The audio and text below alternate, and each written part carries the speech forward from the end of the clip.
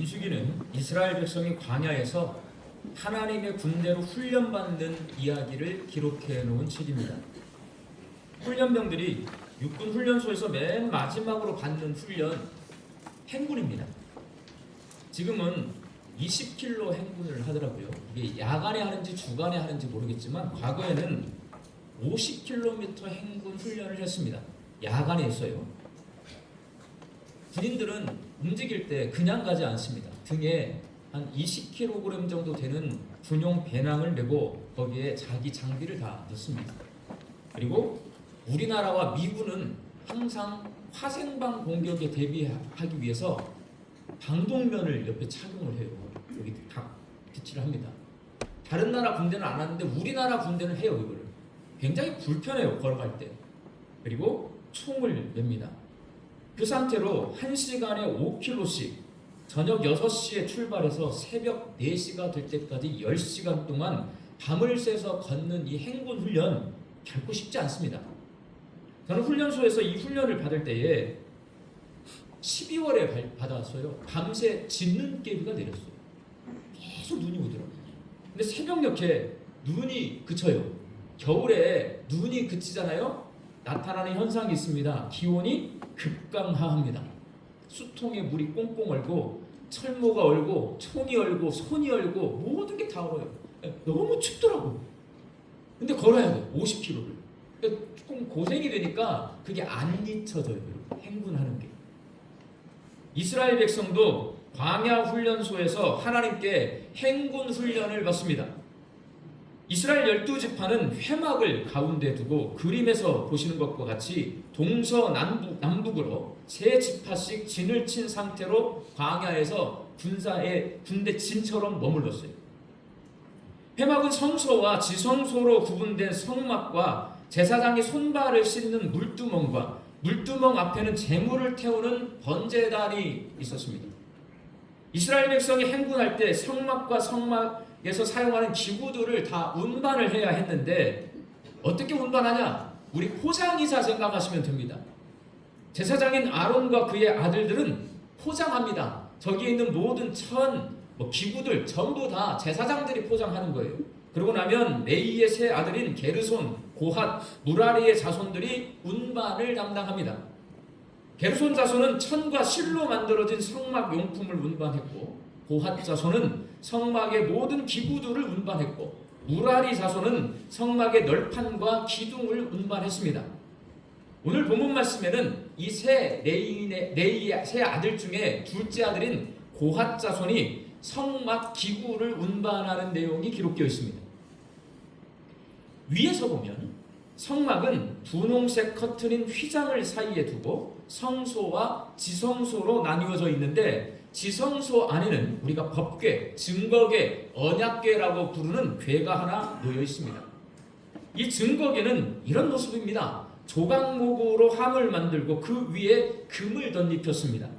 함 위에는 날개를 편 두 천사가 있고 함 안에는 십계명 돌판과 광야에서 먹었던 만나를 담은 항아리와 아론의 쌍난 지팡이가 들어있습니다.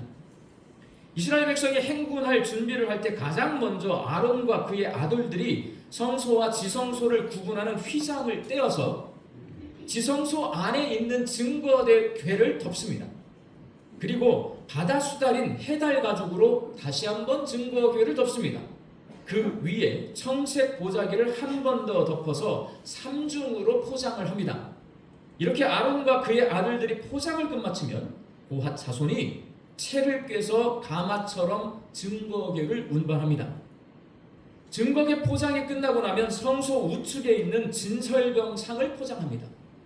진설병상은 팔레스타인 지역에 있는 아카시아 나무에 금을 입혀서 만듭니다. 진설병상 위에는 고운 밀가루로 만든 12개의 빵과 대접, 숟가락, 주전자와 잔이 놓여 있습니다. 펼쳐진 청색 보자기에 이 모든 것들을 다 놓습니다. 그리고 그 위를 홍색 보자기로 다시 한번 덮습니다. 마지막으로 해달 가죽으로 한 번 더 덮습니다. 진설병상도 3중 포장합니다. 포장이 끝나면 고핫 자손이 채를 깨어서 진설병상을 운반합니다. 진설병상 포장이 끝나고 나면 성소 좌측에 있는 등잔대를 포장합니다. 등잔대는 금으로 만들어졌고 한 개의 줄기와 6개의 가지 끝에 7개의 등잔이 놓여 있습니다. 먼저 청색 보자기로 등잔대와 기구들을 덮습니다. 그리고 이를 해달 가죽으로 다시 한번 덮습니다. 포장이 끝나면 고핫 자손이 틀 위에 얹어 등잔대를 운반합니다. 등잔대 포장이 끝나면 성소의 휘장 앞에 놓인 금제단을 포장합니다. 번제단에서 가져온 숯불로 향을 피우는 게 이 금제단이에요. 아침과 저녁으로 제사장에 향을 피우는데 금제단은 조각목에 금을 입혀 만들었습니다. 먼저 금제단 위에 청색 보자기를 펴니다. 그리고 해달 가죽으로 다시 한번 덮습니다. 이렇게 포장이 끝나면 고핫 자손이 채를 걸어서 금제단을 운반합니다. 금제단의 포장이 끝나면 성소에서 사용하는 모든 기구를 청색 보자기로 쌉니다. 그리고 해달 가죽으로 다시 한번 덮습니다. 포장이 끝나면 고핫 자손이 틀 위에 얹어서 성소에서 사용하는 모든 기구를 운반합니다. 성소에서 사용하는 기구들의 포장이 끝나면 마지막으로 제물을 태우는 번제단을 포장합니다. 번제단은 회당 마당에 놓여 있습니다. 먼저 제단 위에 자색 보자기를 펴니다. 그리고 그 위에 제단에서 사용하는 모든 기구를 넣습니다. 제단과 이 기구들도 해달 가죽으로 다시 한번 덮습니다. 이렇게 포장이 끝나면 고핫 자손이 채를 걸어서 제단을 운반합니다. 모두가 다 고핫 자손이 운반을 해요. 이스라엘 백성이 광야에서 행군할 때 아론의 아들들이 지성소와 성소의 물건을 포장하면 레위 지파의 둘째 아들인 고핫 자손이 증거궤, 진설병상, 등대, 분향단, 성소에서 사용하는 모든 기구 그리고 번제단 순서로 성막과 성막의 기구를 나눕니다. 오늘은 제가 여러분들에게 민수기 4장 1절에서 20절 굉장히 길잖아요. 근데 그림으로 보니까 금방 이해가 되죠. 글로 보면 이게 이해가 안 되거든요. 근데 그림으로 보면 쉽게 이해가 됩니다. 여기서 이제 여러 가지 중요한 게 있는데 오늘은 그렇게 포장하고 나르는 방법을 가르쳐 드린 거고요. 다음에 민수기를 설교할 때는 제가 증거궤, 진설병상, 등대, 분향단, 성소에서 사용하는 모든 기구, 번제단, 성경은 순서가 중요해요. 순서대로 가게 하거든요. 이 순서가 무슨 의미가 있는지 연구를 했다가 다음에 민수기 설교할 때 설교할게요. 다음에 민수기는 언제 설교할까요? 한 5년 후에 합니다. 5년 후에. 근데 여러분 이렇게 고핫 자손이 이것을 나르는 일이 쉬운 일이 아닙니다. 왜냐? 오늘 보면 15절 말씀을 함께 읽겠습니다. 성물은 만지지 말라. 그들이 죽으리라. 죽어요, 여러분. 성물을 운반하는데 그것을 잘못해서 만지잖아요? 죽습니다. 여러분, 법궤를 운반하다가 만져서 죽은 사건이 성경에 기록되어 있잖아요. 똑같아요. 성물을 운반하다가 고핫 자손이 그걸 만지면 죽습니다. 그리고 20절 말씀을 함께 읽겠습니다. 그들은 잠시라도 들어가서 성소를 보지 말라. 그들이 죽으리라. 성소에 있는 기물을 운반해야 돼요. 그럼 성소 안으로 들어가야 될 거 아니에요. 근데 성소 안으로 들어가서 그 성소 안을 고개를 숙이고 있어야 돼. 살짝 들어. 저 같은 사람은 들 것 같아요. 너무 궁금하니까 눈을 씩 떠가지고 보면 어떻게 돼요? 죽어요, 여러분. 아니 만지면 죽고 보면 죽는 이렇게 위험한 일을 여러분 하고 싶어요? 안 하고 싶어요? 안 하고 싶지. 그러나 하나님은 고핫 자손이 그 일을 감당하게 하십니다. 하나님께서는 왜 이렇게 위험하고 힘든 일을 고핫 자손에게 맡겼을까? 이 설교 준비한 사이에 하나님께 불만이 하나 생겼어요. 고핫은 둘째 아들입니다. 아니 이렇게 목숨을 걸어야 할 정도로 중요하고 힘들고 어려운 일은요, 재산을 둘째 아들보다 훨씬 더 많이, 2배 더 많이 받는 큰아들이 해야지. 왜 그래야 돼요? 제가 둘째니까. 이 불만이 생기더라고. 나 둘째인데 나한테 하라는 거 아니에요 이거 지금. 레이에게는 3명의 아들이 있습니다. 그런데 왜 둘째 아들인 고핫 자손에게 이렇게 위험한 일을 시켰을까? 하나님이 이렇게 위험하고 힘든 일을 고핫 자손이 감당하도록 한 것, 고핫 자손이 좀 희생해 주기를 부탁하신 겁니다. 고핫 자손에게 힘들고 어려운 일을 맡아주기를 요청하신 것입니다. 광야에서 이스라엘 백성이 움직이려면 누군가가 위험하고 힘든 이 일을 감당해야 돼요. 성막이 움직여야 이스라엘 백성이 행군할 수 있습니다. 행군하려면 누군가가 목숨을 걸어야 되는 거예요. 만지면 안 되고 보면 안 되는 이 일을 누가 해야 돼요. 만일 모두가 안전하고 평안한 일만 하기를 원한다면 이스라엘 백성이 행군할 수 없어서 광야에 그대로 머물러 있어야 합니다. 그러면 가나안 땅에 갈 수 없습니다. 그래서 하나님께서는 고핫 자손에게 야, 내가 좀 희생하면 안 되겠니? 라고 부탁하신 겁니다. 만일 잘못해서 큰아들인 게르손이 성문을 만져서 죽어요. 그러면 가문 전체가 흔들리는 겁니다. 막내가 있어요. 무라리는 막내잖아요. 짠하잖아요, 여러분. 짠하잖아. 만약에 하나님이 저에게, 저도 3남매입니다. 저희 형이 계시고 저희 동생이 있습니다. 네가 좀 해라 하면 저 할까요, 안 할까요? 합니다, 여러분. 아들이 3명이 있는데 누가 목숨을 걸어야 하냐? 둘째가 목숨을 걸어야 합니다. 이 설교는 저만 할 수 있습니다. 제가 몇째예요? 둘째. 첫째가 이 설교하면 아무도 받아들이지 않아. 나 둘째다, 둘째. 둘째니까 할 수 있어요. 형이 살아야 되고요. 동생은 짠하잖아, 막둥이는. 그러니까 둘째가 해야지. 하나님이 그렇게 부탁하십니다. 고핫 자손이 목숨을 걸었을 때, 자기를 희생해서 위험하고 힘든 일을 감당했을 때 성막이 움직일 수 있었고 이스라엘 백성이 가나안 땅을 향해 힘차게 전진할 수 있었습니다. 하나님께 예배드리는 것을 강조할 때 민수기는 성막이라고 불러요. 이게 민수기를 읽어보면 성막이라고 했다가 회막이라고 했다가 이게 나와서 제가 이게 왜 이렇게 왔다 갔다 하나 여러 책을 찾아봤는데 가장 명확하게 우리가 알 수 있는 것, 정확하진 않아요. 그렇지만 가장 명확하게 이해할 수 있는 건 뭐냐? 성막은 하나님을 예배하는 장소로 말할 때 성막이에요. 회막은 모세가 하나님을 만날 때 회막이라고 주로 불러요. 그래서 하나님을 만나는 것을 강조하면 회막이고 하나님을 예배하는 것을 강조하면 성막입니다. 이것을 포장해서 움직이잖아요.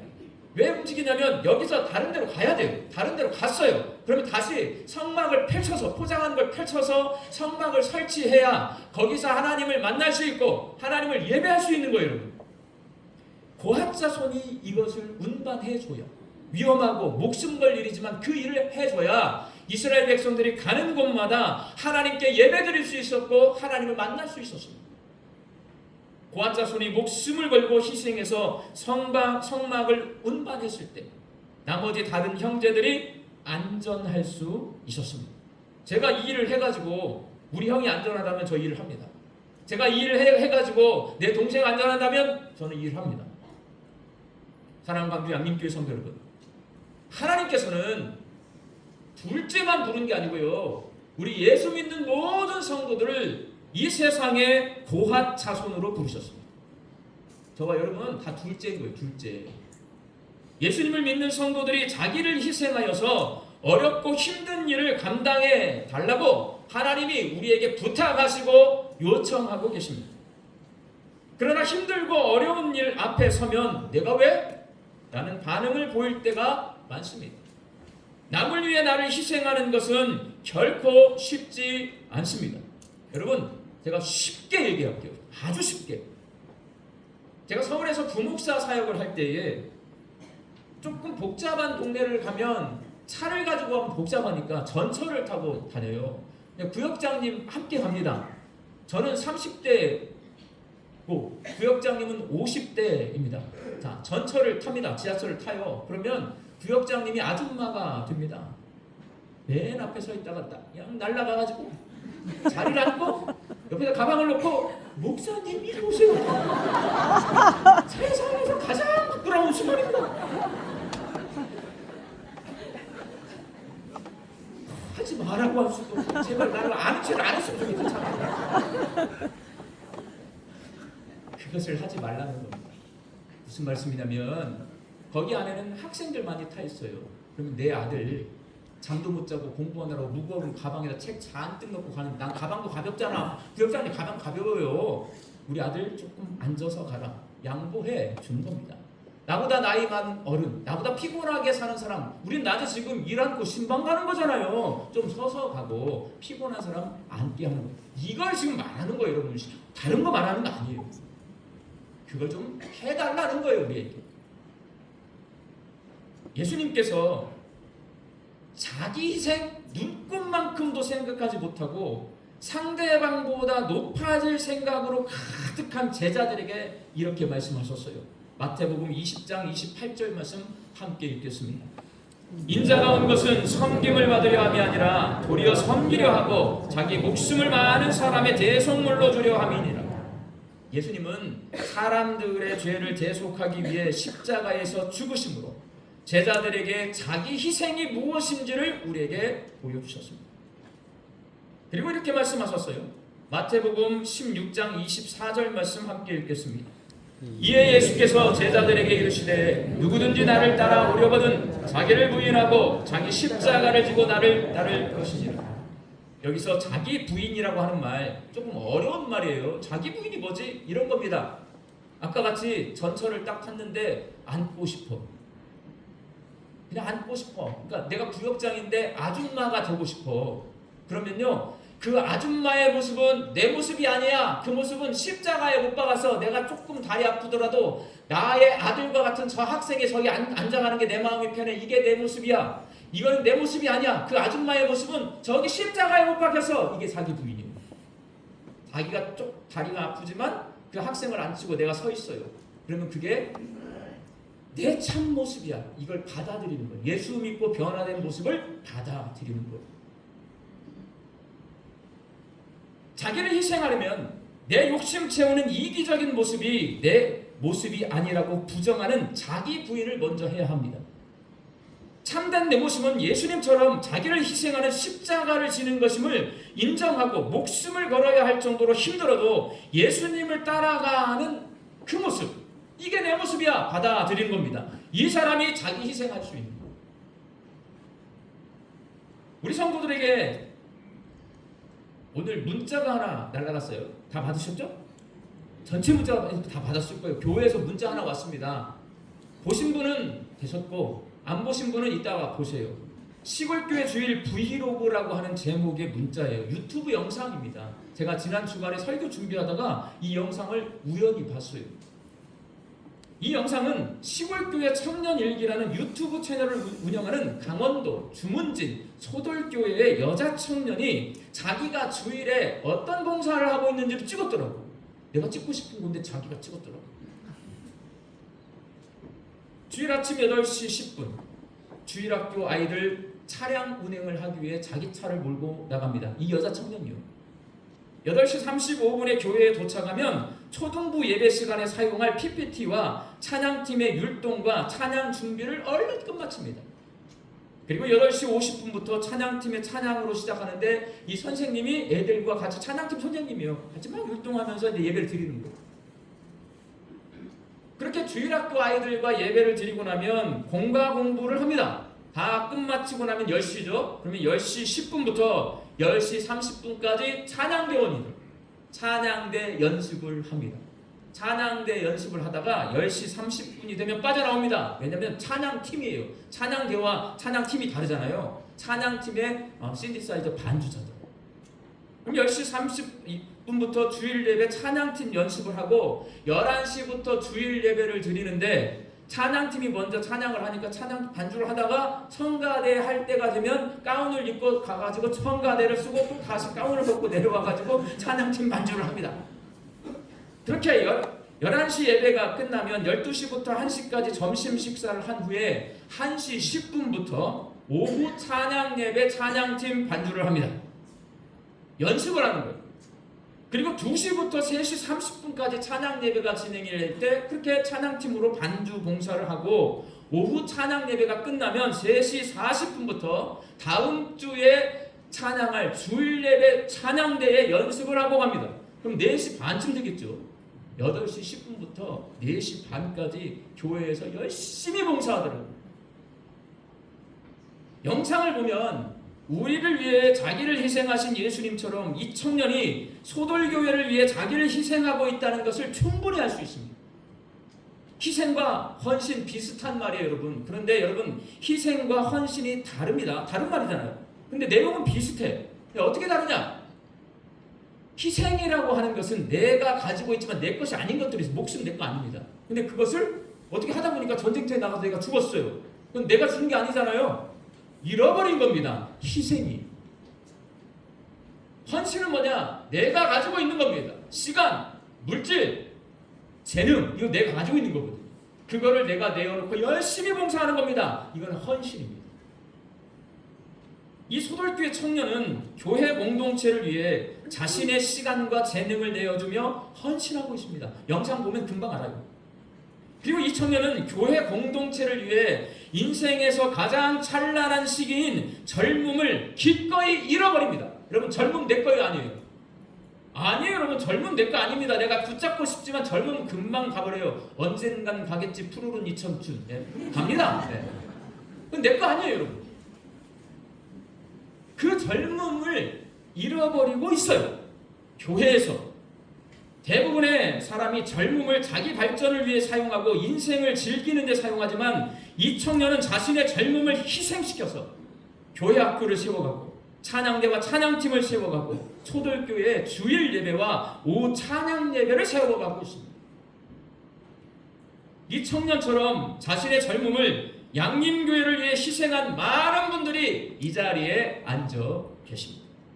그 영상을 제가 보라고 말씀하시는 이유는 그 영상을 이제 제 또래 이상이 다 거의 다 보는 것 같아요. 젊은 우리 딸들한테 보냈는데 안 봐요, 여러분. 근데 50대 이상의 어른들은 다 보는데 어디서 보냐? 미국에서 보고, 일본에서 보고, 유럽에서 보고, 호주에서 보고 전부 똑같아. 저랑 눈물이 납니다. 왜 눈물이 날까요? 그 청년의 모습을 통해서 20대 젊은 청년 시절에 교회에서 열심히 봉사했던 내 모습을 다 보는 거예요. 그러니까 그 눈물이 납니다. 20대 젊은 애들은 눈물이 납니다. 거기 쓰지 않아. 너는 외로워 사냐 이렇게 말이지. 그런 말 쓰지 않아요. 50대 이상만 거의 다 댓글을 다는 거예요. 이쁘다, 응원한다. 저도 하나 달았어요.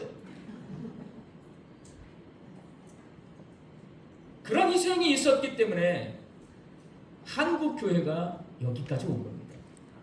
그런 희생을 여러분들이 해주셨기 때문에 120년 된 이 양림교회가 정말 어려운 상황들이 많이 있었지만 여기까지 온 겁니다.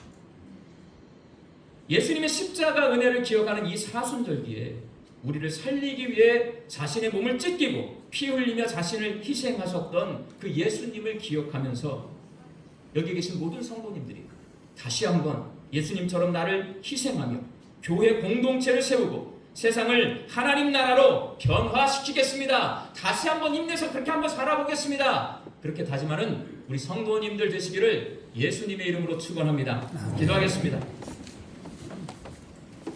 목숨을 걸고 성막의 기구를 옮겼던 고핫 자손처럼 저희들이 하나님께서 맡겨주신 힘들고 어려운 일들을 기꺼이 감당해낼 수 있는 믿음을 갖게 하여 주옵소서.